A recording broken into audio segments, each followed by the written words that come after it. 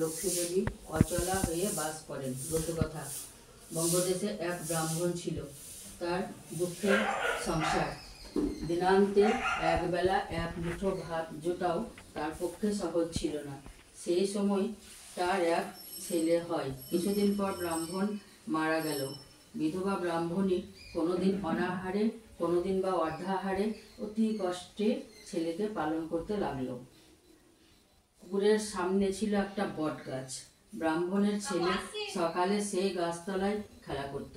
সেই গাছে একটা পেঁচা আর পেঁচির বাস, তারপর দুটি বাচ্চা হয়েছিল। হঠাৎ ঝড়ে সেই বাচ্চা দুটি মাটিতে পড়ে যায়। তার মনে কষ্ট হয়।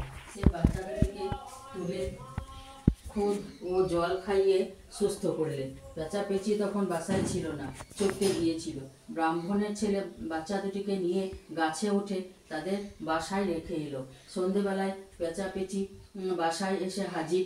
বাচ্চার মুখে সব কথা শুনে কৃতজ্ঞতায় তাদের হৃদয় পূর্ণ হলো। তখন বাচ্চারা বলল, মা, তুমি ওই ব্রাহ্মণের ছেলের কিছু উপকার করো। কিছুদিন যায়। একদিন ছেলে চার কড়াকড়ি নিয়ে ক্ষীর কিনে সে খেতে যাবে, এমন সময় গাছের ওপর থেকে বাচ্চা দুটির চি চি শব্দ শুনতে পেল। আর তার ক্ষীর খাওয়া হলো না। তখনই গাছে উঠে বাচ্চা দুটো পেড়ে ক্ষীর খাইয়ে নিজের কাপড়ে ওদের মুখ মুছিয়ে নেমে এলো। এবার পেঁচাপেঁচি যথাসময়ে বাসায় এসে হাজির হলো। বাচ্চাদের মুখে এই দিনের কথা শুনে তাদের হৃদয় ভক্তিরসে গলে গেল। ব্রাহ্মণের ছেলের কিছু উপকার করার ইচ্ছা হলো। পরদিন পেঁচি বৈকুণ্ঠ লক্ষ্মী দেবীর বাগানে গিয়ে সব কথা জানালে। শুক্লপক্ষে বৃহস্পতিবারে লক্ষ্মী ব্রত করে তার সকল দুঃখ ঘুচে সুখের উদয় হবে। আর তিল ধুবড়ি দিচ্ছি, তা দিয়ে আমার পূজা করতে বলবে, কিন্তু আমার পূজার কোনো ঘণ্টা বাদ্য না হয়। আর আমাকে যেন ভূমিষ্ঠ হয়ে প্রণাম না করে সাষ্টাঙ্গে করবে। আমার ঘট বা সিন্দুর চুপড়ি মাথায় না ধরে কোলে বা বামপক্ষে ধারণ করবে। পেঁচি ব্রাহ্মণের ছেলেকে যথাযথ উপদেশ দিয়ে সেই তিল ধুবড়ি দিয়ে নিজে বাসায় চলে গেল।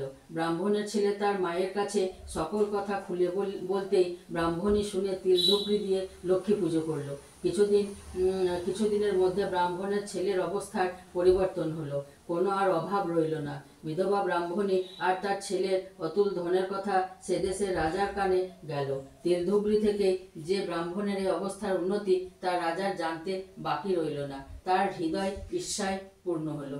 তিনি লোক দিয়ে ব্রাহ্মণের বাড়ি লুট করালেন। তিলধুবড়ি রাজার হস্তগত হলো, কিন্তু মা লক্ষ্মী ছলনায় যেখানকার তিলধুবড়ি সেখানেই চলে গেল।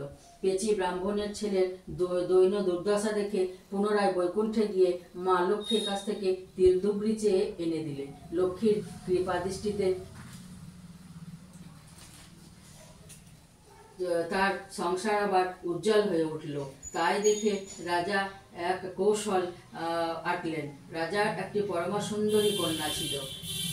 রাজাও ব্রাহ্মণের ছেলে। তিনি মন্ত্রীকে বিবাহের সম্বন্ধ নিয়ে ব্রাহ্মণের বাড়িতে পাঠিয়ে দিলেন। বিধবা ব্রাহ্মণের সানন্দে অনুমতি দিল। অচিরে শুভ বিবাহ সম্পন্ন হলো। রাজকুমারী লাভ করে ব্রাহ্মণের ছেলের নানাবিধ ঐশ্বর্য পরিপূর্ণ হলো।